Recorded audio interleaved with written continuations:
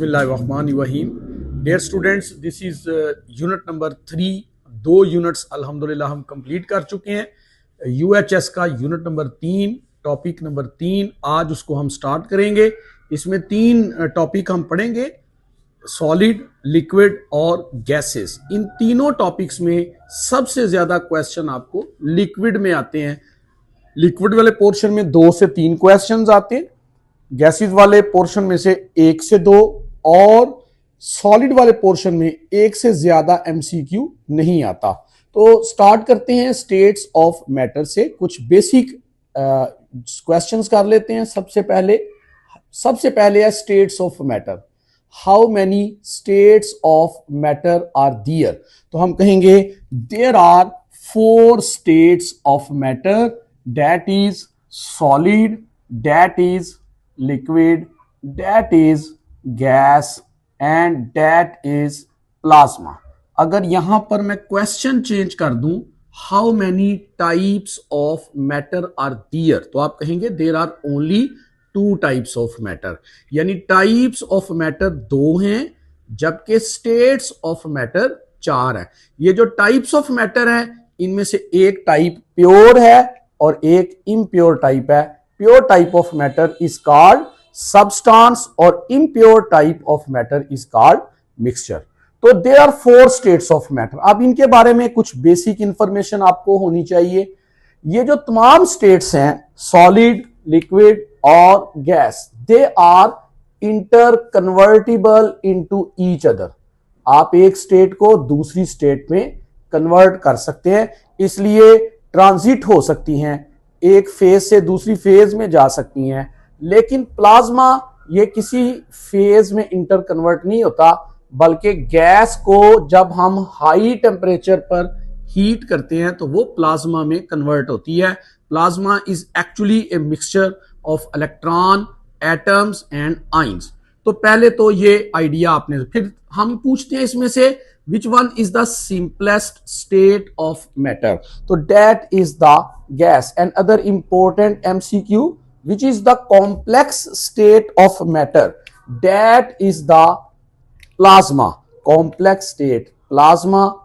और इसी तरह अगला क्वेश्चन कर लेते हैं, which one is most abundant state of matter? जो ही मैं ये क्वेश्चन करूंगा आप पूछेंगे कि आप अर्थ पर बात कर रहे हैं या आप यूनिवर्स में बात कर रहे हैं। याद रखें, अर्थ पर सबसे ज्यादा पाई जाने वाली फिजिकल स्टेट ऑफ मैटर जो है, दैट इज सॉलिड। अर्थ की बात कर रहा हूं, वो सॉलिड है। और यूनिवर्स में सबसे ज्यादा पाई जाने वाली फिजिकल स्टेट जो है वो दैट इज प्लाज्मा। इसी तरह least abundant state of matter on earth, जमीन पर सबसे कम जो स्टेट पाई जाती है दैट इज लिक्विड। इसी तरह complex state of plasma matter, that is plasma. अभी मैंने आपको बताया। तो हमें कुछ बुनियादी बातों के बारे में आगाही होनी चाहिए। ये एक्चुअली बेसिक एमसीक्यूज हैं जिनकी बुनियाद पर हम इस चैप्टर को या इस टॉपिक को प्रोसीड करते हैं। अब हम चलते हैं बेसिक प्रॉपर्टीज ऑफ गैसेस की जानिब। जब आप गैसेस की प्रॉपर्टीज पढ़ेंगे, साथ ही आपने लिक्विड और सॉलिड की प्रॉपर्टीज को भी समझते जाना है, क्योंकि कंपैरिजन बाजुकात आ जाता है एंट्री टेस्ट में। सबसे पहले है शेप और वॉल्यूम। गैसेस का मैस डेफिनेट होता है। मैस तो हर चीज का डेफिनेट होता है ना, सॉलिड का भी, लिक्विड का भी और गैस का भी।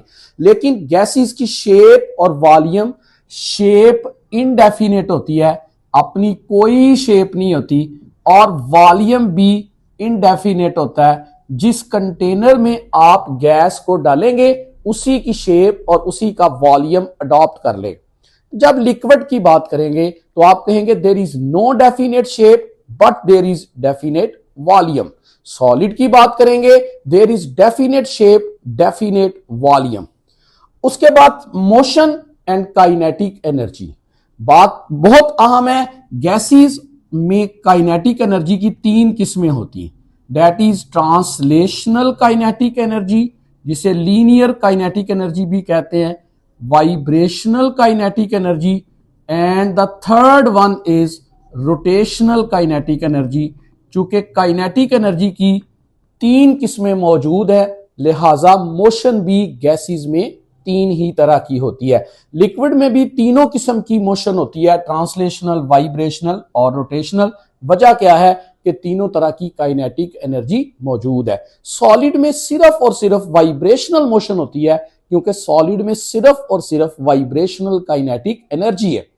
जहां तक ताल्लुक है फोर्सेस ऑफ अट्रैक्शन का, गैस के पार्टिकल्स के दरमियान डिस्टेंस का, तो अहम बात है गैस ऐसी फिजिकल स्टेट है जिसके पार्टिकल्स के दरमियान डिस्टेंस भी लीस्ट होता है, सॉरी मैक्सिमम डिस्टेंस होता है। मैक्सिमम डिस्टेंस यानी डिस्टेंस पार्टिकल्स के दरमियान सबसे ज्यादा होता है, और अगर फोर्सेस ऑफ अट्रैक्शन की बात की जाए तो वो सबसे कम होती है। अगर मैं लिक्विड की बात करूं, लिक्विड में गैसेस के मुकाबले में पार्टिकल्स के दरमियान फासला कम, डिस्टेंस कम होता है और फोर्सेस ऑफ अट्रैक्शन ज्यादा होती है। सॉलिड में पार्टिकल्स के दरमियान डिस्टेंस और भी कम होता है, जबकि फोर्सेस ऑफ अट्रैक्शन और भी ज्यादा होती है। कंप्रेशन एंड एक्सपेंशन बहुत हाई होती। गैसेस को आप कंप्रेस भी कर सकते हैं और एक्सपेंड भी कर सकते हैं। अगर आप प्रेशर अप्लाई करें गैस के ऊपर, तो जितना प्रेशर अप्लाई करते हैं वॉल्यूम उतना कम हो जाता है। यानी उसके ऊपर अगर आप प्रेशर उसका डबल कर देते हैं तो वॉल्यूम उसका हाफ हो जाता है। जबकि टेम्परेचर चेंज करने से गैस आसानी से एक्सपैंड भी हो जाती है और प्रेशर कम करने से भी गैस एक्सपैंड हो जाती है। जहां तक लिक्विड्स का ताल्लुक है, liquids can be slightly compressed, थोड़ा सा कंप्रेस किया जा सकता है, उनको आगे जाके डिटेल आ जाएगी। सॉलिड को आप कंप्रेस नहीं कर सकते। जहां तक ताल्लुक है डिफ्यूजन और इफ्यूजन का, ये प्रॉपर्टीज आपने पढ़ी हुई हैं, आगे जाकर डिटेल में बात कर लेंगे। Intermingling of molecules into each other is called diffusion, या आप कहेंगे movement of molecules from higher concentration to low concentration is called diffusion. जबकि escape of molecules from a tiny hole due to motion of molecule that is called effusion. Gases के case में diffusion बी होती है, both diffusion बी होती है और इफ्यूजन बी होती है। लिक्विड में सिर्फ डिफ्यूजन होती है, जबकि सॉलिड में ना डिफ्यूजन ना effusion. Joule Thomson effect actually sudden expansion of gases को कहते हैं। तो गैसेस के अंदर sudden expansion of gas molecules के बायस कूलिंग इफेक्ट पैदा होता है, that is called Joule Thomson effect, यानी इसका ताल्लुक सिर्फ गैसेस के साथ है।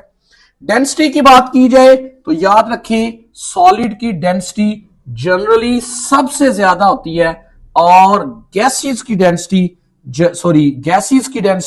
जनरली सबसे कम होती है। ये जनरल बात है, सॉलिड की डेंसिटी सबसे ज्यादा और गैसेस की डेंसिटी सबसे कम होती। अरेंजमेंट ऑफ पार्टिकल्स की बात की जाए तो गैसेस के अंदर पार्टिकल्स के दरमियान किसी तरह की कोई अरेंजमेंट नहीं होती। लिक्विड के पार्टिकल्स में 2 डायमेंशनल अरेंजमेंट होती है, जबकि सॉलिड के पार्टिकल्स में 3 डायमेंशनल अरेंजमेंट हो सकती है। गैसेस में नो अरेंजमेंट, लिक्विड में 2 डायमेंशनल अरेंजमेंट और सॉलिड में 3 डायमेंशनल अरेंजमेंट होगी। तो ये प्रॉपर्टीज हैं। अब इन प्रॉपर्टीज को बुनियाद बनाकर हम अपने टॉपिक्स को डिस्कस करते हैं, that is effect of different variables. Gas के पार्टिकल्स हर वक्त मोशन में रहते हैं और मोशन की वजह से गैस के पार्टिकल्स मुसलसल टकराते रहते हैं और इनकी कोलिजन 2 तरह की होती है। एक collision with the walls of vessel और दूसरी कोलिजन है that is with each other या अमंग ईच अदर। पार्टिकल्स टकराते हैं। जब गैस के पार्टिकल्स दीवारों के साथ टकराते हैं with the walls of the vessel, तो याद रखें इस टकराव के नतीजे में गैस के मॉलिक्यूल्स फोर्स लगाते हैं एक पर्टिकुलर एरिया पर। That force per unit area is called pressure, और इस प्रेशर में फोर्स का यूनिट है न्यूटन, एरिया का मीटर स्क्वायर। सो प्रेशर का SI यूनिट हमारे पास होगा, that is newton per metre square. इसी तरह वो pressure that is exerted by air on a 760 millimeter column of mercury on an area of 1 square centimeter at sea level at 0 Celsius, that pressure is called 1 ATM या 1 atmospheric pressure. ये आपने detail में पढ़ा होगा FSc में। 1 ATM भी pressure का unit है, एटमॉस्फेयर सबसे बड़ा यूनिट है, और 1 ATM जो होता है वो बराबर होता है किसके? 1 ATM is equal to 760 tar, that is equal to 760 millimeter of mercury, that is equal to 76 millimeter of mercury, that is equal to 101325 Newton per meter square, that is equal to 101325 Pascal, that is equal to 101.325 kilopascal, that is equal to 14.7 pound per square inch। अब आप ये सारे units हैं, लेकिन इन units में से जो सबसे मेन SI यूनिट है that is newton per metre square, और सबसे बड़ा यूनिट प्रेशर का दैट इज ATM। मसलन अगर हम क्वेश्चन करें 1 pascal is equal to, options ले लेते हैं, 1 पास्कल किसके इक्वल है? ऑप्शंस में 1 newton per metre square, 1 torr, 1 millimetre of mercury, 1 pound per square inch. तो देखिए यहां पर गौर करें, 101325 newton per metre square is equal to 101325 pascal. इसका मतलब है ये पूरी वैल्यू इस पूरी वैल्यू के इक्वल है। इसका मतलब 1 newton per metre square 1 pascal के इक्वल है। So that is alpha. अगर आप बात करें मिलीमीटर ऑफ मरकरी और टार की, तो गौर करें 760 torr that is equal to 760 millimetre of mercury. तो आप यहां से यह भी कह सकते हैं कि बीटा और Charlie options, beta and Charlie option, both of these are equal to each other, यानी हम इनको भी इक्वल तस्वर करेंगे, बीटा और चार्ली को। और ये याद रखें, अभी मैंने आपको बताया कि 1 ATM में कितने पाउंड पर स्क्वायर इंच है, that is 14.7 pound per square inch. अगर आप इंजीनियर्स को देखें, इंजीनियर्स प्रेशर को गेज करने के लिए जो यूनिट इस्तेमाल करते हैं that is pound per square inch. और इसके मुकाबले में अगर हम मटीरियोलॉजिस्ट को देखें जो सैंपल ऑफ अर्थ का एनालिसिस करते हैं, they use the unit millibar. These are some important questions. अब गैसेस के प्रेशर के नतीजे में बहुत सारी नई वेरिएबिलिटीज गैसेस के बिहेवियर्स में आती हैं। तो जब भी आपने गैसेस के बिहेवियर को स्टडी करना है, तो आप गैसेस के बिहेवियर को स्टडी करने के लिए वॉल्यूम को रिलेट करेंगे। वॉल्यूम हमेशा डिपेंडेंट वेरिएबल रहता है गैसेस के बिहेवियर्स में। अब ये जो डिपेंडेंट वेरिएबल है जिसे हमने वॉल्यूम कहा है, इसका बिहेवियर 3 तरह का हो सकता है। Number 1, then number 2, then number 3।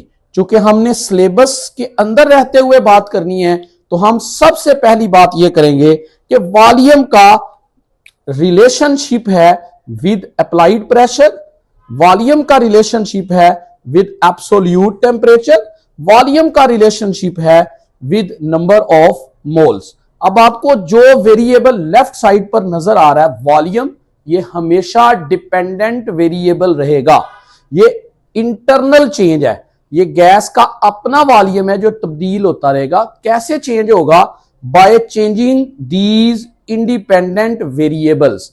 Independent variables कौन कौन से हैं? Pressure, temperature, number of moles.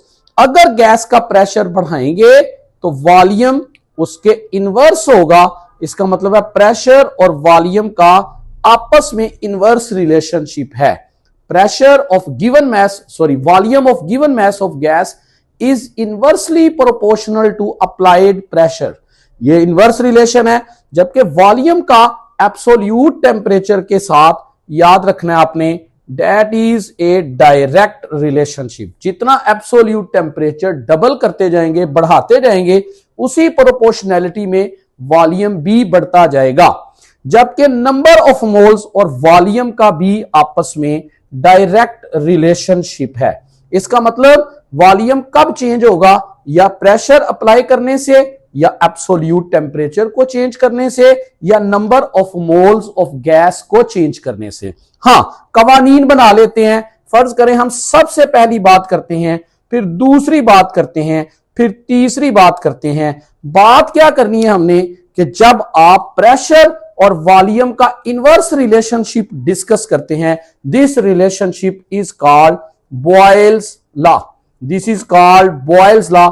लेकिन शर्त यह है, क्या शर्त है, कि अगर प्रेशर और वॉल्यूम का रिलेशनशिप आप स्टडी कर रहे हैं, ये दोनों का, तो फिर इन दोनों को आपने कांस्टेंट रखना है। यानी टेम्परेचर और number of moles they must be constant.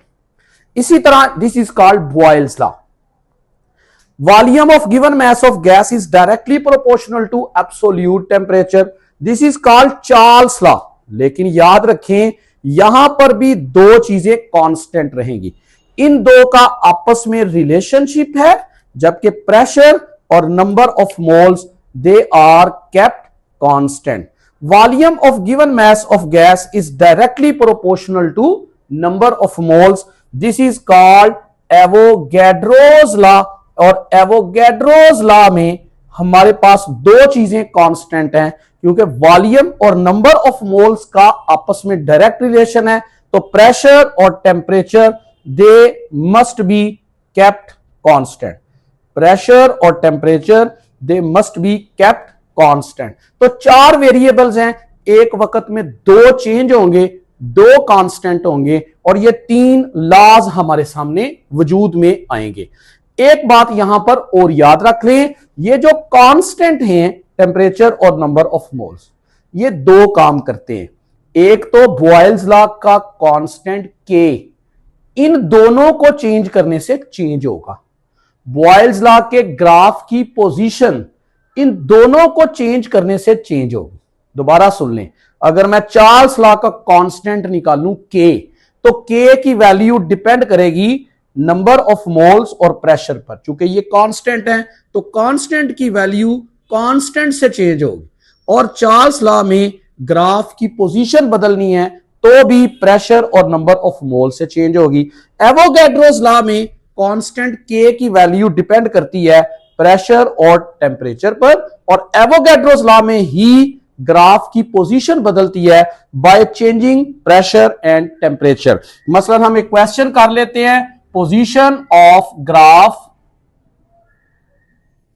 And value of K in Boyle's law change by changing. अब हम बॉयल्स लॉ में इस दोनों की पोजीशन, ग्राफ की पोजीशन और कांस्टेंट के की वैल्यू को चेंज करना चाहते हैं, तो किन दो चीजों से चेंज हो सकती हैं। ऑप्शंस ले लेते हैं, temperature and number of moles, pressure and number of moles, temperature and pressure, none of these. तो देखें, अभी मैंने आपको गुजारिश की है, बॉयल्स लॉ के ग्राफ की पोजीशन और बॉयल्स लॉ के कांस्टेंट के की वैल्यू इन दोनों से चेंज होगी, जो कि इस कानून के अंदर कांस्टेंट हैं। इसी तरह चार्ल्स लॉ में इन दोनों से चेंज होगी इसी क्वेश्चन में, और एवोगैड्रोस लॉ में प्रेशर और टेम्परेचर से चेंज होगी। यानी बीटा आंसर तब आता अगर हम चार्ल्स लॉ की बात कर रहे होते, और चार्ली आंसर तब आता जब हम इस क्वेश्चन में एवोगैड्रोस लॉ की बात कर रहे होते। तो हमने एक ही क्वेश्चन से 3 MCQs जनरेट कर लिए और उसमें ग्राफ की पोजीशन और वैल्यू ऑफ के बारे में डिस्कस कर लिया। अब एक और क्वेश्चन करते हैं, थोड़ा सा बॉयल्स लॉ को एलैबोरेट कर लेते हैं। Incorrect mathematical relation of boils law के मुताबिक कौन सा रिलेशनशिप गलत है ऑप्शंस ले लेते हैं, अल्फा, बीटा, चार्ली, डेल्टा। हमारे पास पहली ऑप्शन है P is inversely proportional to V, PV is equal to K, P1V1 is equal to P2V2, P1V1 is equal to P2V2। Question ये है कि इनमें से कौन सा मैथमेटिकल रिलेशनशिप गलत है। तो सादी सी बात है, प्रेशर का वॉल्यूम के साथ इनवर्स रिलेशन है, ये तो बॉयल्स लॉ की डेफिनेशन है। अगर प्रोपोर्शनैलिटी को खत्म करूं तो यहां K आ जाएगा और वॉल्यूम यहां डिवाइड हो रहा है, उस तरफ जाके प्रेशर के साथ मल्टीप्लाई हो जाएगा, PV is equal to K आ जाएगा। अगर पहला प्रेशर और पहला वॉल्यूम मल्टीप्लाई करें तो P1V1 आएगा, और अगर प्रेशर P2 कर दें, वॉल्यूम V2 कर दें, आंसर P2V2 आएगा। ये भी आपस में करेक्ट है। हाँ, डेल्टा वाली ऑप्शन गलत है। उसकी रीजन क्या है कि डेल्टा वाली ऑप्शन में ऊपर प्रेशर और नीचे वॉल्यूम, प्रेशर भी P1, वॉल्यूम भी V1, इसका मतलब P1 और V1 आपस में डायरेक्ट हैं। मुझे कैसे पता चला डायरेक्ट हैं इस ऑप्शन में? क्योंकि ये डिवाइड हो रहे, जब दो चीजें डिवाइड हो रही हैं उनके दरमियान डायरेक्ट रिलेशनशिप होता है, जब दो चीजें मल्टीप्लाई हो रही होती हैं उनके दरमियान इनवर्स रिलेशन होता है। तो यहां पर लग रहा है कि ये दोनों डायरेक्टली प्रोपोर्शनल है और P2 और V2 भी आपस में डायरेक्टली प्रोपोर्शनल है। हकीकत यह है कि ये दोनों एक दूसरे के इनवर्सली प्रोपोर्शनल है। यहां आना चाहिए था P1 over V2, P2 over V1, इस तरह से रिलेशनशिप आता तो बात समझ में आती। हम कहते हैं ये बात बिल्कुल दुरुस्त है। एक और क्वेश्चन कर लेते हैं यहां पर। If A gas has pressure 1 atm and volume 1 decimeter cube at constant temperature and number of moles. If gas is compressed to 2 atm, अगर गैस को 2 atm तक कंप्रेस कर दिया है, देन न्यू वॉल्यूम इज, तो नया वॉल्यूम इस gas का क्या होगा? तो हम ऑप्शंस को अलग अलग डिस्कस कर लेते हैं। पहली ऑप्शन है 1 decimetre cube, 2 decimetre cube, 4 decimetre cube and 0.5 decimetre cube. Question बहुत सिंपल है डियर स्टूडेंट्स, गौर करें। पहले प्रेशर गैस का 1 atm था और पहला वॉल्यूम गैस का 1 डेसीमीटर क्यूब था। अब आपने किया क्या? आपने गैस का प्रेशर डबल कर दिया, और बॉयल्स लॉ ये कहता है कि जब गैस का प्रेशर डबल हो जाएगा तो उसका वॉल्यूम हाफ हो जाएगा। जैसे पहले वॉल्यूम 1 डेसीमीटर क्यूब था तो 1 डेसीमीटर क्यूब का हाफ क्या हो जाएगा? That is 0.5 decimetre cube. ये हाफ हो जाएगा। तो यहां से आप अंदाजा लगा सकते हैं कि किस तरह से हम न्यूमेरिकल्स परफॉर्म कर सकते हैं। अगर आप इसको और थोड़ा सा एलैबोरेट करना चाहें तो आप यूं कर सकते हैं, P1V1 is equal to P2V2। पहला वॉल्यूम, पहला प्रेशर 1, पहला वॉल्यूम 1, और फिर प्रेशर उसने कर दिया डबल, और V2 हमने करना है फाइंड आउट। V2 के साथ 2 मल्टीप्लाई हो रहा है, दूसरी तरफ जाकर वो डिवाइड हो जाएगा। Answer will be 0.5 decimetre cube हमारा आंसर आएगा। और भी क्वेश्चंस करते हैं अबाउट बॉयल्स लॉ।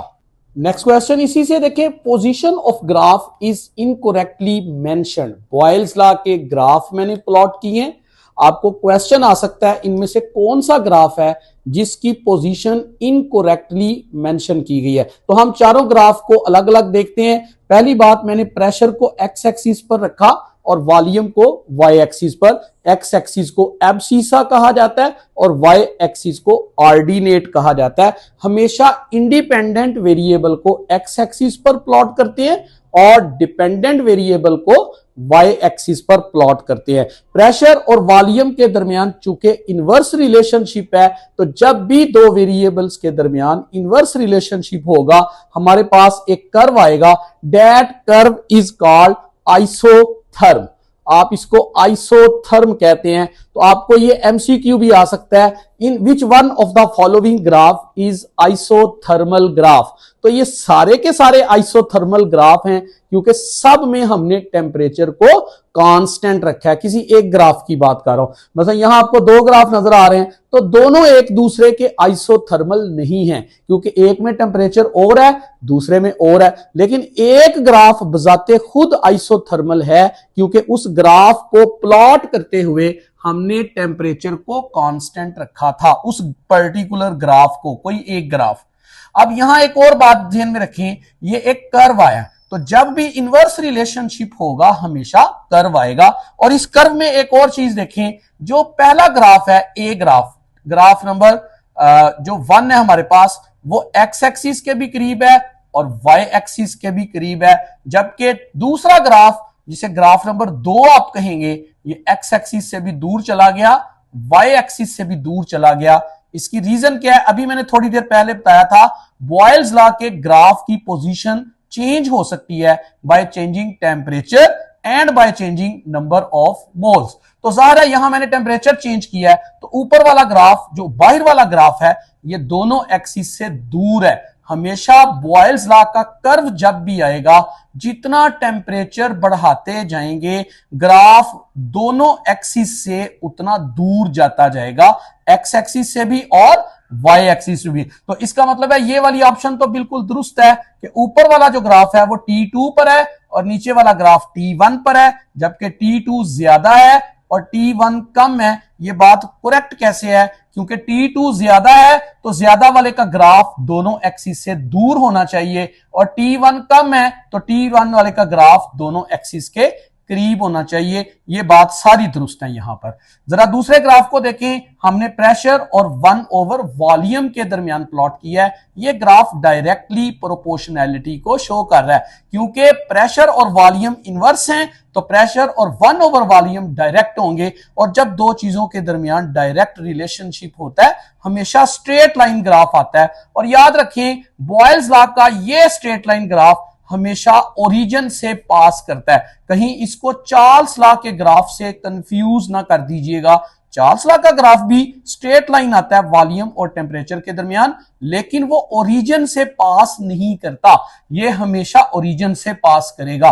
तो ये भी दुरुस्त है ग्राफ अपनी जगह पर, ये भी आइसोथर्म है। तीसरा ग्राफ देखें, इसमें मैंने टेम्परेचर चेंज किया है। तो जब स्ट्रेट लाइन ग्राफ होगा, असूल जहन में रखें, जितना टेम्परेचर बढ़ाते जाएंगे graph come closer to the Y axis या प्रेशर एक्सिस, जितना टेम्परेचर बढ़ाएंगे ग्राफ वाई एक्सिस के करीब जाना चाहिए। अब यहां पर मैंने जो टेम्परेचर का रिलेशनशिप लिखा है वो है T2 is less than T1।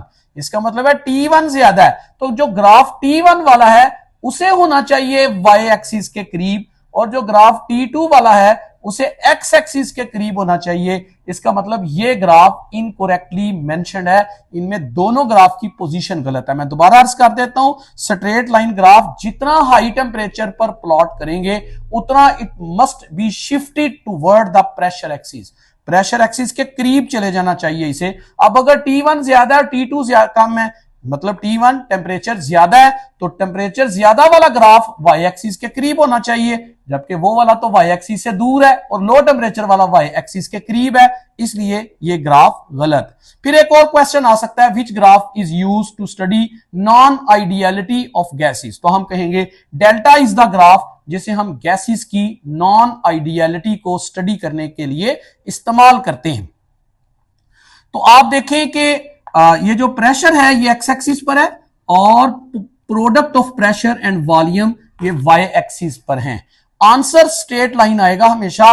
ये ग्राफ बिल्कुल दुरुस्त है, ये नंबर ऑफ मोल 1 है तो ग्राफ नीचे है, नंबर ऑफ मोल बढ़ गए तो ग्राफ ऊपर चला गया, नंबर ऑफ मोल मजीद बढ़ गए तो ग्राफ और ऊपर चला गया। असूल यह है कि जितने नंबर ऑफ मोल्स बढ़ते जाएंगे ग्राफ की पोजीशन ऊपर जाती जाएगी। ये तीनों ग्राफ दुरुस्त हैं। अगर वो आपको ये क्वेश्चन कर लेता कि ये 3 ग्राफ बने हैं, एक ग्राफ का नाम है 1, एक का 2, एक का 3, बताएं नंबर ऑफ मोल्स के लिहाज से क्या रिलेशनशिप है, तो आप कहते हैं सबसे नीचे वाला जो ग्राफ है 1, उसके नंबर ऑफ मोल होंगे N1, दूसरा ग्राफ N2, तीसरा N3, तो जो सबसे ऊपर है उसके नंबर ऑफ मोल सबसे ज्यादा होंगे और सबसे नीचे वाले के नंबर ऑफ मोल सबसे कम होंगे। इसको भी आइसोथर्म या आइसोथर्मल ग्राफ ही कहा जाता है। दूसरा कानून हमने अभी पढ़ा था, दैट इज चार्ल्स लॉ, और चार्ल्स लॉ में डायरेक्ट रिलेशनशिप है between volume and absolute temperature. तो हम क्वेश्चन कर लेते हैं, incorrect mathematical relationship of incorrect relationship of Charles law.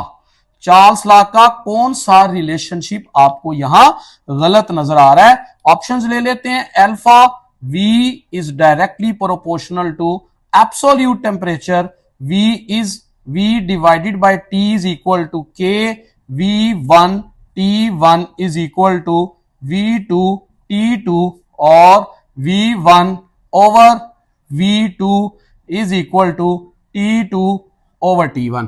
सवाल यह है कि इन चारों में से कौन सी ऑप्शन गलत है? यहां डायरेक्ट रिलेशनशिप है, यह बात तो दुरुस्त है।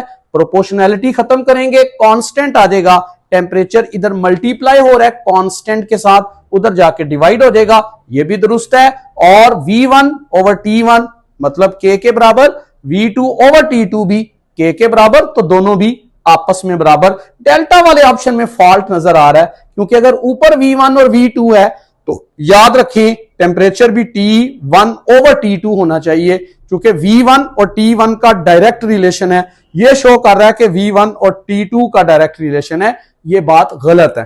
तो delta is the correct answer. फिर यहां मैं एक और बात आपसे करता चलूं कि जब मैं बार बार लफ्ज बोल रहा हूं एब्सोल्यूट टेम्परेचर, तो एब्सोल्यूट टेम्परेचर का मतलब ऐसा टेम्परेचर जिसे आपने केल्विन में एक्सप्रेस किया है। यहां एक और क्वेश्चन कर लेते हैं, that is value of K depends upon, K की वैल्यू डिपेंड करती है upon dash in Charles law. Charles law में K की वैल्यू डिपेंड करती है alpha pressure and temperature, beta volume and number of moles, Charlie pressure and number of moles, delta temperature and number of moles.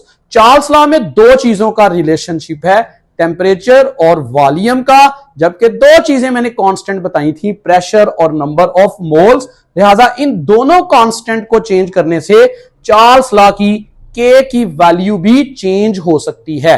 एक और question करते हैं, पीछे वाला टॉपिक भी रिलेट करते हैं, that is Boyle's law.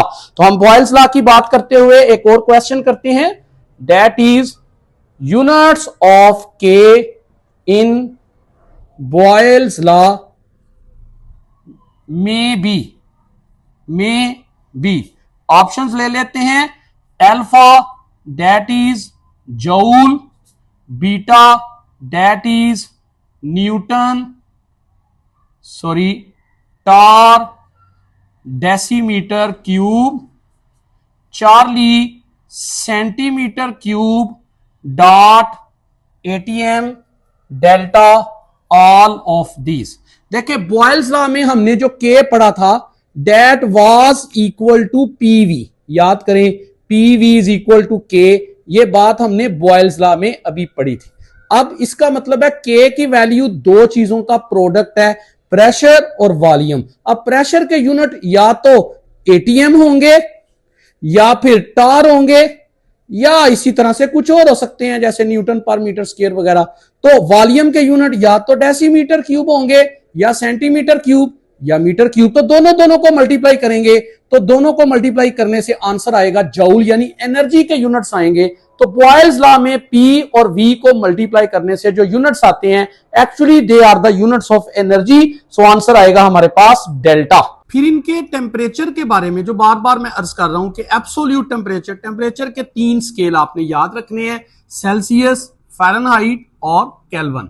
Celsius पर भी डिग्री नजर आ रही है, फ़ारेनहाइट पर भी, और केल्विन पर आपको डिग्री नजर नहीं आ रही, इसलिए कि डिग्री का लफ्जी मतलब भी बिलो जीरो होता है, केल्विन का टेम्परेचर हमारे पास बिलो 0 पॉसिबल नहीं है, जबकि फ़ारेनहाइट और सेल्सियस का टेम्परेचर 0 से नीचे इस वैल्यू में डिजिट आ सकते हैं।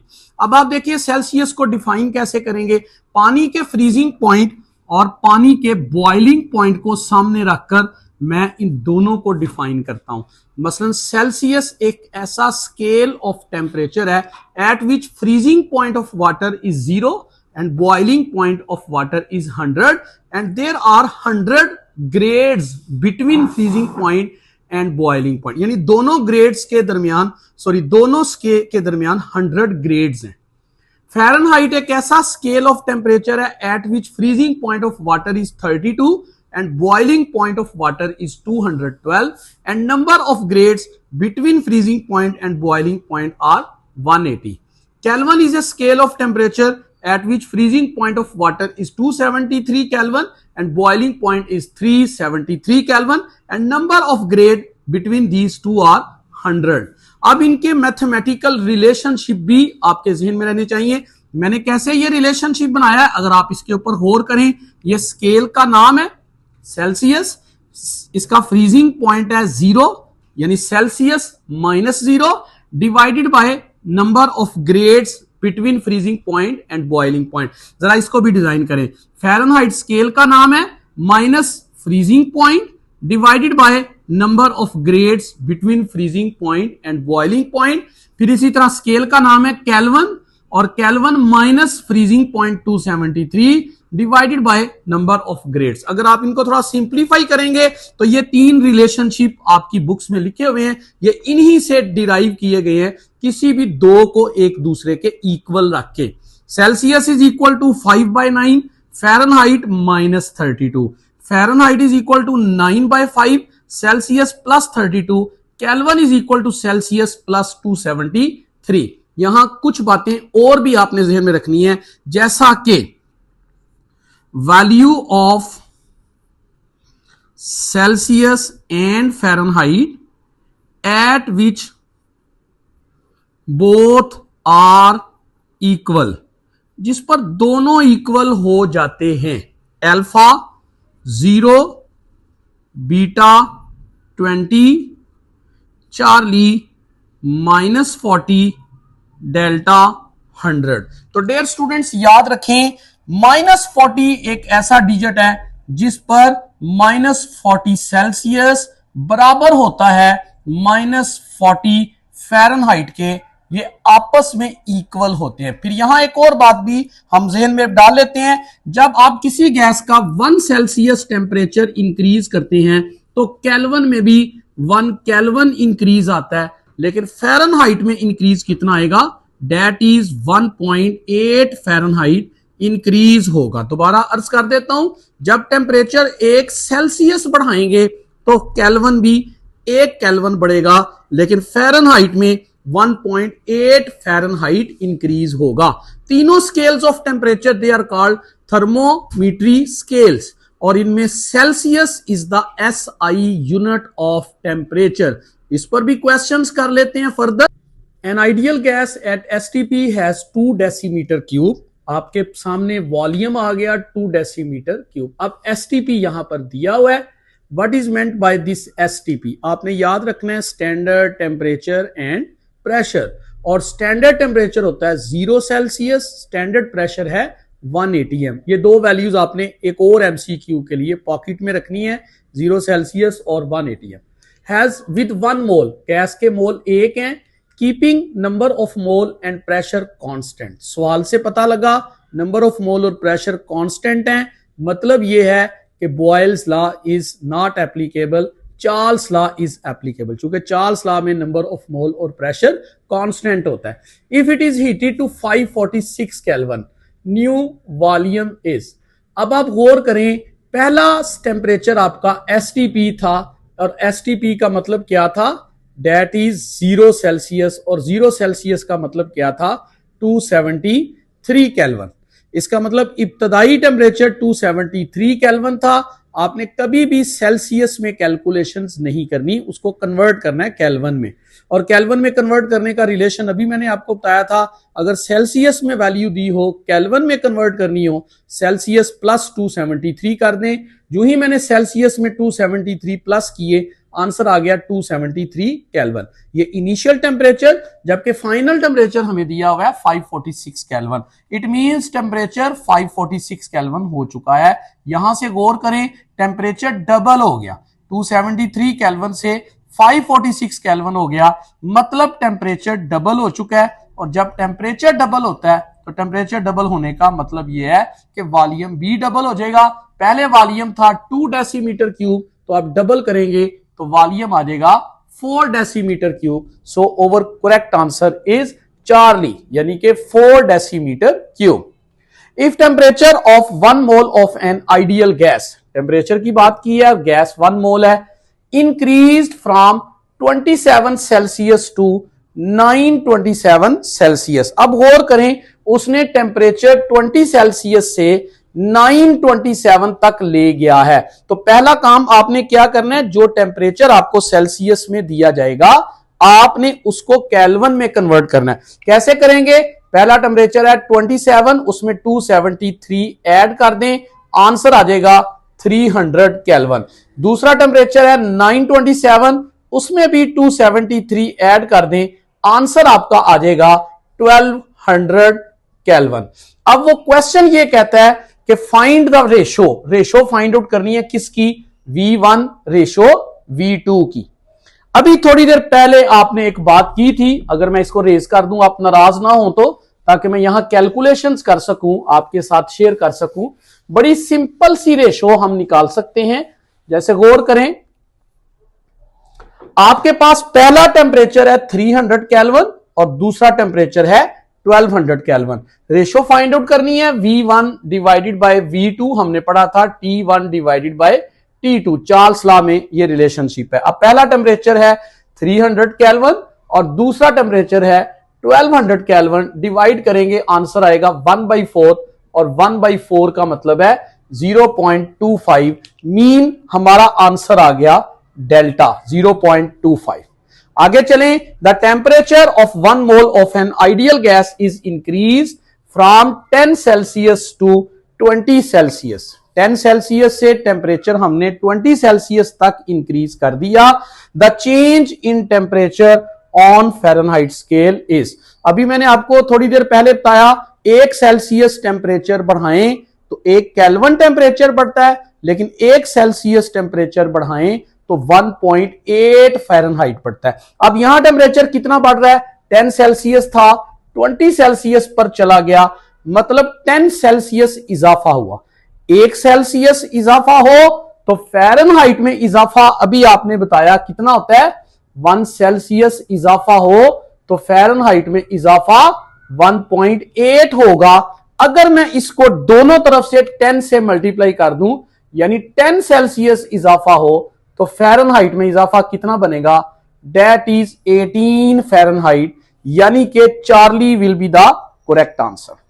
Charles law is applicable only on dash scale. Scale 3 हमने पढ़े हैं, सेल्सियस, फ़ारेनहाइट और केल्विन। याद रखें, चार्ल्स लॉ कभी भी केल्विन या सेल्सियस पर, फ़ारेनहाइट और सेल्सियस पर अप्लाई नहीं होता।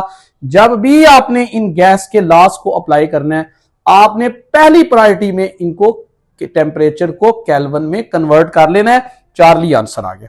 अब चार्ल्स लॉ की जितनी वर्किंग अब तक हमने की है वो क्वालिटेटिव वर्किंग है। अब हम इसको क्वांटिटेटिव पर्सपेक्टिव में देखते हैं। क्वांटिटेटिव डेफिनेशन क्या है? इसके ऊपर क्वेश्चन भी आ चुका है पास्ट पेपर में। डेफिनेशन के अंदर से 1-2 वर्ड्स को वो मिस कर देता है और क्वेश्चन पुटअप कर देता है। Volume of given mass of gas. Given mass of gas का मतलब नंबर ऑफ मोल। कहता है वॉल्यूम या तो इंक्रीज करता है और या फिर वॉल्यूम डिक्रीज करता है। हमें पता है वॉल्यूम कब इंक्रीज करता है? जब टेम्परेचर इंक्रीज करता है। वॉल्यूम कब डिक्रीज करता है? जब टेम्परेचर डिक्रीज करता है। कितना इंक्रीज करता है, कितना डिक्रीज करता है? 1/273 ऑफ इट्स ओरिजिनल वॉल्यूम। जितना ओरिजिनल वॉल्यूम है, ओरिजिनल वॉल्यूम उस वॉल्यूम को कहते हैं जो 0 सेल्सियस पर मेजर किया जाता है, किसी भी गैस का वॉल्यूम जो 0 सेल्सियस पर मेजर किया जाता है उसे ओरिजिनल वॉल्यूम कहा जाता है।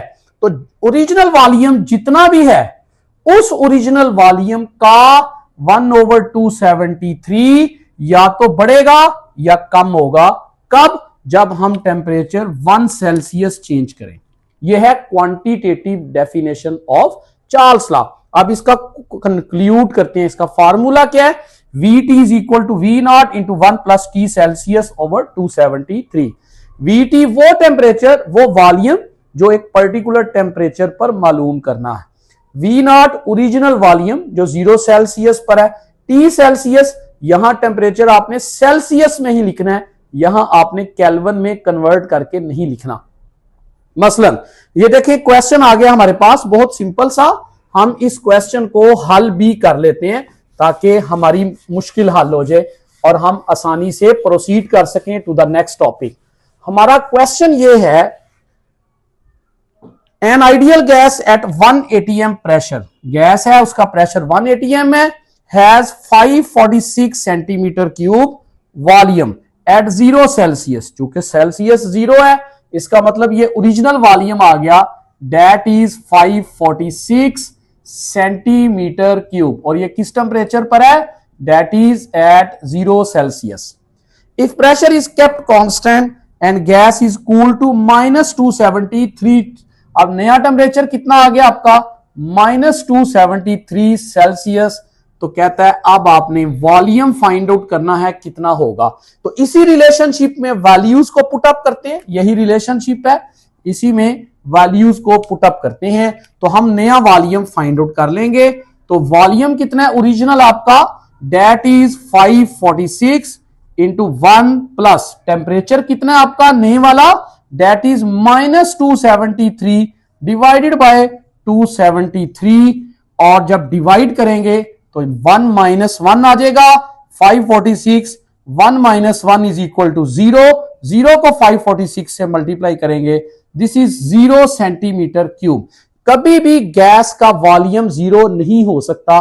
This is against law of conservation of mass. So this is not actual volume, this is hypothetical volume of any gas that can be 0। और वो टेम्परेचर, जिस टेम्परेचर पर किसी गैस का वॉल्यूम हाइपोथेटिकली 0 हो जाए, दैट इज कॉल्ड एब्सोल्यूट 0। सो यहां पर जो हमारा आंसर आएगा दैट इज 0 सेंटीमीटर क्यूब। तो एब्सोल्यूट 0 को आप कैसे डिफाइन करेंगे? एक ऐसा टेम्परेचर जिस टेम्परेचर पर किसी भी गैस का वॉल्यूम हाइपोथेटिकली 0 हो जाए, दैट इज कॉल्ड एब्सोल्यूट 0। और इस टेम्परेचर की वैल्यू कितनी है? 0 केल्विन। ये बात दुरुस्त है। 0 केल्विन को अगर मैं फ़ारेनहाइट में चेंज करूं, -459, ये भी दुरुस्त है, इक्वल होते हैं। -273.16 सेल्सियस, ये भी इक्वल है। All of these are correct, ये बात भी दुरुस्त है। इसका मतलब ये तीनों बातें दुरुस्त हैं क्योंकि तीनों इक्वल वैल्यूज हैं, यूनिट्स डिफरेंट हैं। So delta is the correct answer. अब चार्ल्स लॉ के काम के बाद एवोगैड्रोस लॉ और फिर हम करते हैं derivation of general gas equation along with units and value of R. Avogadro's law में हमें सबसे पहले डेफिनेशन समझनी है। Equal volume of all the gases under the same conditions of temperature and pressure occupy equal number of molecules या equal number of moles. यानी दुनिया की तमाम आइडियल गैसेस अगर उनके वॉल्यूम इक्वल हैं तो फिर उनके नंबर ऑफ मोल्स भी इक्वल होंगे। मसलन आप इसको यूं कर सकते हैं, आपने ये रिलेशनशिप पढ़ा था, volume is equal to mass over molar mass multiply by molar volume. और मोलर वॉल्यूम की वैल्यू हमने पिछले लेक्चर्स में डिसाइड की थी कि अगर कंडीशन STP है 0 सेल्सियस और 1 atm तो मोलर वॉल्यूम की वैल्यू 22.414 डेसीमीटर क्यूब होगी। जबकि मास ओवर मोलर मास का मतलब नंबर ऑफ मोल्स हैं, इसका मतलब वॉल्यूम और नंबर ऑफ मोल्स एक दूसरे के डायरेक्टली प्रोपोर्शनल हैं।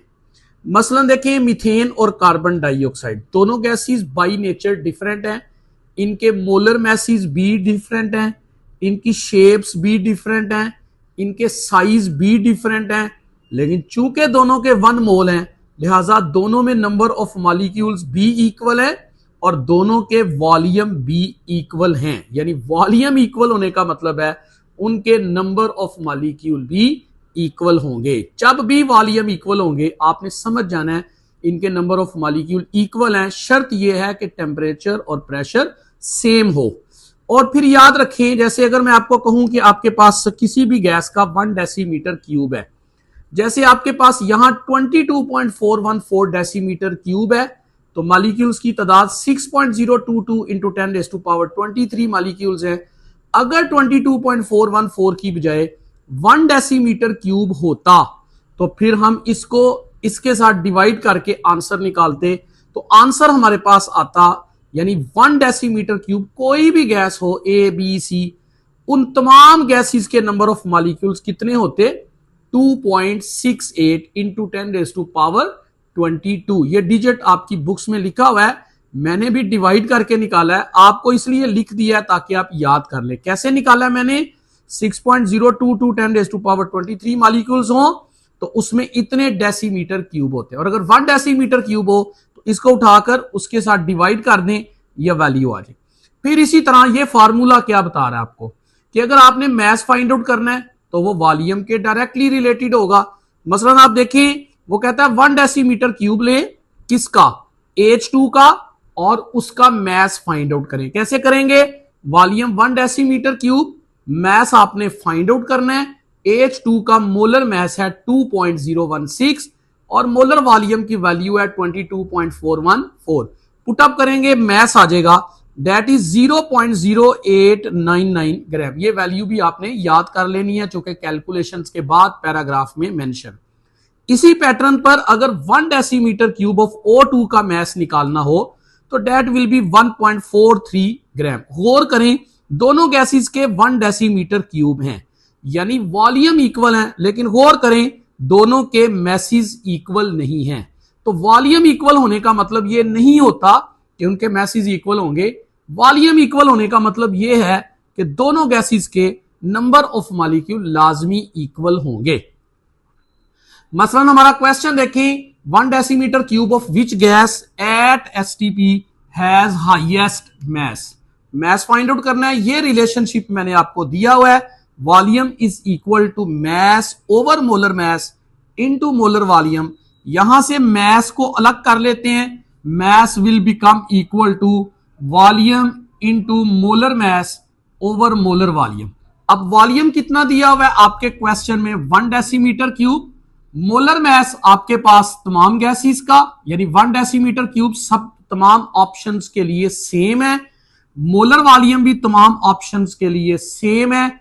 तो फैसला यह हुआ कि जिस गैस का मोलर मैस ज्यादा होगा उसी गैस का मैस भी ज्यादा होगा अगर वॉल्यूम सेम है तो। अब इसका मोलर मैस 2.016 है, इसका 32, इसका 28, इसका 44। चूंकि इसका मोलर मैस सबसे ज्यादा है लिहाजा इसका मैस भी सबसे ज्यादा होगा। Highest number of molecules in O2, gas एक ही है लेकिन नंबर ऑफ मॉलिक्यूल कब ज्यादा होंगे? कहता है जब 1 डेसीमीटर क्यूब हो, 2 हो, 3 हो या 4 हो। अभी आपने क्या रिलेशनशिप स्टडी किया यहां पर कि volume is equal to number of mole into molar volume. अब ऑब्वियसली मोलर वॉल्यूम तो हमेशा कांस्टेंट रहता है एसटीपी पर, लेकिन नंबर ऑफ मोल या नंबर ऑफ मॉलिक्यूल कब ज्यादा होंगे? जब वॉल्यूम ज्यादा होगा। तो सबसे ज्यादा वॉल्यूम है डेल्टा ऑप्शन में, लिहाजा डेल्टा के अंदर नंबर ऑफ मॉलिक्यूल भी ज्यादा होंगे। ये एक और बात जो पैराग्राफ में मौजूद थी सिर्फ याद करने के लिए, distance between 2 molecules of same gas is dash times of their diameter. असूल याद रखें, आइडियल गैसेस के केस में अगर कंडीशन कांस्टेंट है, एक गैस के मॉलिक्यूल का डायामीटर अगर 1 सेंटीमीटर है, दूसरी गैस के मॉलिक्यूल का उसी गैस के दूसरे मॉलिक्यूल का डायामीटर भी अगर 1 सेंटीमीटर है, तो उनके दरमियान डिस्टेंस कितना होगा? जितना उनका डायामीटर है उस डायामीटर का 300 टाइम्स उनके दरमियान डिस्टेंस होगा। सो आंसर आएगा चार्ली, दैट इज 300 टाइम्स। एक और क्वेश्चन कर लेते हैं। यहां पर क्वेश्चन क्या है? जरा सुनिएगा, number of molecules are equal in dash at STP. आपके पास एसटीपी है, नंबर ऑफ मॉलिक्यूल्स किन में बराबर होंगे? Alpha 120 centimetre cube of H2, 120 centimetre cube of O2। Beta option ले लेते हैं। Beta option 1 dm cube H2 and 2 dm cube H2। Charlie option ले लेते हैं, 180 centimetre cube of methane and 120 centimetre cube of O2 delta none of these. अब इस question में हमने यह बताना है कि किनके नंबर ऑफ मॉलिक्यूल्स आपस में इक्वल है। अभी एवोगैड्रोस लॉ में हमने क्या पढ़ा? नंबर ऑफ मॉलिक्यूल्स उनके इक्वल होंगे जिनका वॉल्यूम इक्वल होगा, और वॉल्यूम किनका इक्वल है? That is for alpha option 120 centimetre cube, 120 centimetre cube. दोनों में वॉल्यूम सेम है, इसका मतलब दोनों के नंबर ऑफ मॉलिक्यूल भी सेम होंगे। यहां देखिए दोनों गैसेस बेशक सेम है लेकिन वॉल्यूम डिफरेंट है। ये 1 dm क्यूब है, वो 2 dm क्यूब है, लिहाजा नंबर ऑफ मॉलिक्यूल सेम नहीं होंगे। यहां मीथेन और O2 का कंपैरिजन है लेकिन वॉल्यूम डिफरेंट है, तो हम कहेंगे नंबर ऑफ मॉलिक्यूल भी डिफरेंट होंगे। So alpha is the correct answer. ये तीन कवानीन को कंबाइन करते हैं, जनरल गैस इक्वेशन डिजाइन करते हैं। अब इन तमाम लॉज को कंबाइन करते हैं और एक गैस इक्वेशन बनाते हैं, that is called general gas equation, ideal gas equation, universal gas equation. वैसे तो दुनिया में कोई भी गैस आइडियल नहीं है, तमाम गैसेस नॉन आइडियल है। Ideal gas is also called perfect gas. Ideal gas दुनिया में कोई भी नहीं है। चलें जी, लॉज को कंबाइन करते हैं। ये आपने अभी पढ़ा था बॉयल्स लॉ, ये आपने पढ़ा था चार्ल्स लॉ। कांस्टेंट फैक्टर मैंने दोबारा मेंशन कर दिए रिवाइज करने के लिए। एवोगैड्रोस लॉ और कांस्टेंट फैक्टर, टेम्परेचर और यहां आएगा number of moles.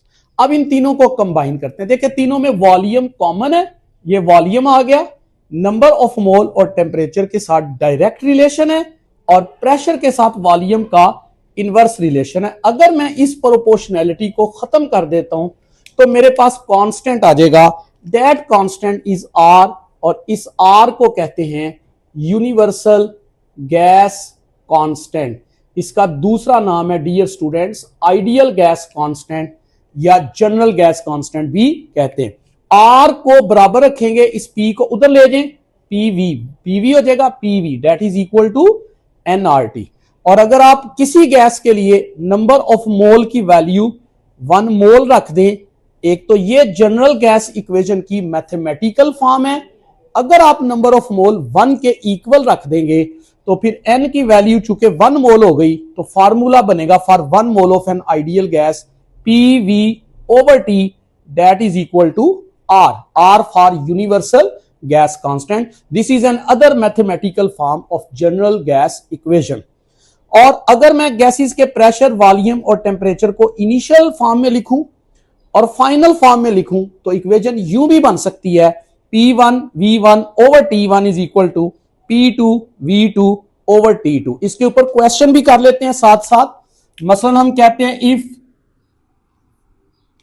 pressure and temperature are equally doubled for 1 mole of an ideal gas। अगर आपके पास आइडियल गैस है, वॉल्यूम V1 becomes, आपके पास वॉल्यूम V1 था वो हो जाएगा V1 ही रहेगा, बीटा 2V1 यानी डबल हो जाएगा, Charlie half V1, delta no change. तो अब आप फार्मूला में वैल्यूज पुटअप करें। देखिए वो क्या क्या डबल कर रहा है क्वेश्चन में, कहता है प्रेशर और टेम्परेचर इक्वली चेंज कर दें। This is pressure and this is temperature, this is pressure, this is temperature.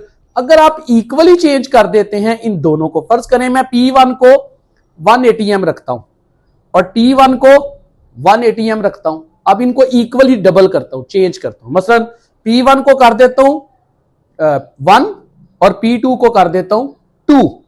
T1 है 1 और T2 है 2, यानी पहले दोनों की वैल्यू 1 1 थी, तो ऊपर भी 1 नीचे भी 1, अब ऊपर भी 2 नीचे भी 2, 2 2 से कैंसिल हो जाएगा, इसका मतलब है V1 will become equal to V2। तो असूल तय कर लें, जब भी प्रेशर और टेम्परेचर इक्वली चेंज करेंगे तो वॉल्यूम पर कोई असर नहीं पड़ेगा, वॉल्यूम उतने का उतना ही रहेगा। हां, हम क्वेश्चन को बदल सकते हैं, कैसे?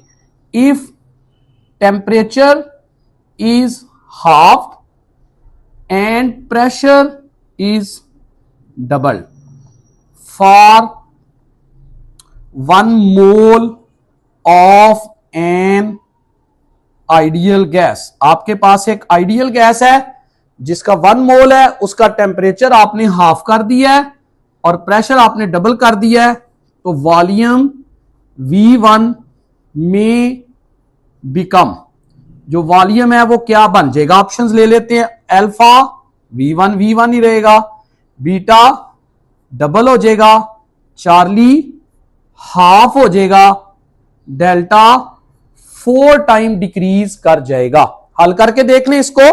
पहला प्रेशर है आपका P1, P1 कितना है आपका? जितना भी है, पहला प्रेशर P कर ले, दूसरा वॉल्यूम V1 और पहला टेम्परेचर T1, यानी T कर लें उसको भी। पहला प्रेशर P कर लें, पहला टेम्परेचर T कर लें और पहला वॉल्यूम V1। अब नया प्रेशर कितना है? प्रेशर उसने डबल कर दिया क्वेश्चन में। अगर पहले P था तो अब कितना हो गया? 2P, और अगर टेम्परेचर T था तो उसको क्या कर दिया? हाफ। T का हाफ क्या होता है? T डिवाइडेड बाय 2, जबकि V2 आपने फाइंड आउट करना है।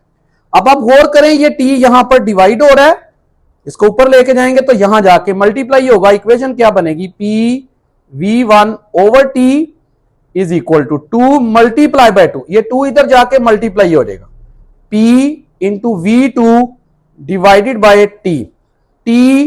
T से कैंसिल हो गया, P से कैंसिल हो गया, और 2 इंटू 2 का मतलब है 4, तो V1 is equal to 4 into V2। तो क्वेश्चन आना चाहिए था यहां पे, सॉरी क्वेश्चन में चेंज कर लें, V2 में भी नया वॉल्यूम फाइंड आउट करना है कि वो कितना है। तो नया वॉल्यूम V2 है, V1 नहीं है, सॉरी, इसको चेंज करें। V2 किसके इक्वल आ जाएगा? ये देखें, this is V1 is equal to 4V2, तो V2 will become equal to V1 divided by 4, so delta will be the correct answer. इस तरह से आप इन क्वेश्चंस को भी हल कर सकते हैं। फिर इनमें एक कांस्टेंट मैंने बार बार बताया, दैट इज R, और R is called universal gas constant. Universal gas constant की पॉसिबल वैल्यूज मैंने 5 लिखी हैं। ये वैल्यूज आपने याद कर लेनी है, क्योंकि इन वैल्यूज को याद करेंगे तो हम क्वेश्चंस को एड्रेस कर सकते हैं। पहली वैल्यू है 0.0821। कब है? जब आप वॉल्यूम का यूनिट लें डेसीमीटर क्यूब, प्रेशर का ATM, नंबर ऑफ मोल का मोल, और केल्विन टेम्परेचर का यूनिट। अगर आप डेसीमीटर क्यूब को वही रहने दें, वॉल्यूम का यूनिट चेंज ना करें, और प्रेशर ATM की बजाय टार में ले लें, तो वैल्यू 62.4 हो जाएगी।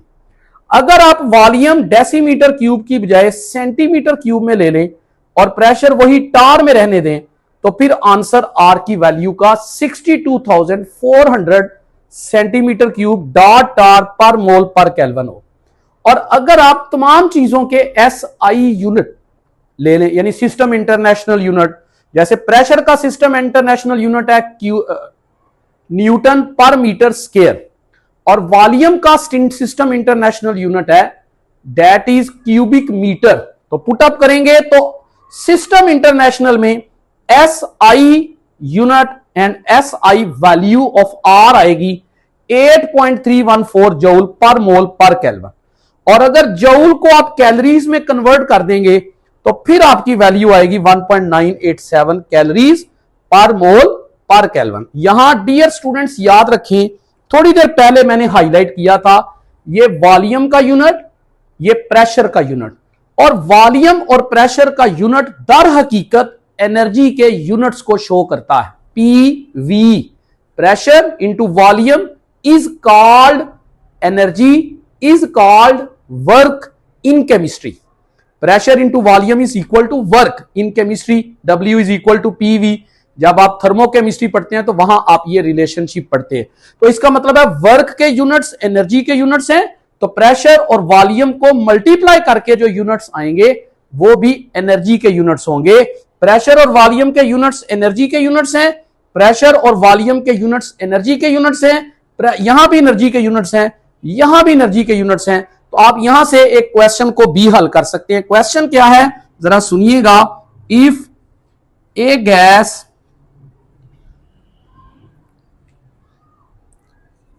has 1 mole and its temperature is raised by 1 Kelvin, we need energy। हमें कितनी एनर्जी की जरूरत पेश आएगी? अगर आपके पास गैस 1 मोल है और आपने उसका टेम्परेचर 1 केल्विन तक बढ़ाना है तो कितनी एनर्जी की जरूरत पेश आएगी? हम ऑप्शंस लिख लेते हैं। Alpha 0.0821 decimetre cube ATM, beta 62.4 decimetre cube, tar Charlie 1.987 joule, delta all of these. तो ये सारी बातें दुरुस्त हैं क्योंकि ये दोनों मल्टीप्लाई होकर किसको शो कर रहे हैं? एनर्जी के यूनिट्स को शो कर रहे हैं। वॉल्यूम और प्रेशर के यूनिट्स मल्टीप्लाई होकर एनर्जी के यूनिट्स को शो कर रहे हैं और जूल पहले ही एनर्जी का यूनिट है। तो ये सारे एनर्जी के यूनिट्स हैं और ये वाली वैल्यूज कब होंगी? जब गैस 1 मोल हो और उसका टेम्परेचर 1 केल्विन आपने बढ़ाना हो तो आपको इतनी एनर्जी देनी पड़ेगी। सो ये फिजिकल यूनिट्स ऑफ एनर्जी हैं। यहां एक और क्वेश्चन कर लेते हैं। 1 calorie is equal to alpha 1 joule, beta 4.184 joule, Charlie 1.9 joule, delta none of these. तो डियर स्टूडेंट्स याद रखें, कैलोरी एनर्जी का बड़ा यूनिट है और जूल एनर्जी का निस्बतन छोटा यूनिट है, जबकि अर्ग उससे भी छोटा यूनिट है, अर्ग। और रिलेशनशिप आपने जहन में रखना है, 1 कैलोरी इक्वल होती है 4.184 जूल के और 1 जूल इक्वल होता है 10⁻⁷ अर्ग के। जबकि अगर इन तीनों को मैं रिलेट करूं आपस में तो मैं कहूंगा 1 calorie is equal to 4.184 joule, that is equal to 10⁻⁷ erg. तो यहां कैलोरी का क्वेश्चन पूछा है, सो आंसर क्या आएगा हमारे पास? That is beta. आखिर में एक बात कंक्लूड करते हैं, गैसेस की डेंसिटी अगर आपने कैलकुलेट करनी है तो जनरल गैस इक्वेशन से हम उसको डिराइव कर सकते हैं, D is equal to PM/RT। यहां से जो बात समझने वाली है, R तो जनरल गैस कांस्टेंट है, सॉरी यहां T आता है, T कंपोजिंग मिस्टेक है, T। अब आप देखें R तो कांस्टेंट है, इसका मतलब किसी भी गैस की डेंसिटी का टेम्परेचर के साथ इनवर्स रिलेशनशिप है, गैस की डेंसिटी का प्रेशर के साथ डायरेक्ट रिलेशनशिप है और गैस की डेंसिटी का मोलर मास के साथ भी डायरेक्ट रिलेशनशिप है। तो 3 MCQs हमने डेंसिटी से रिलेटेड पकड़ लिए।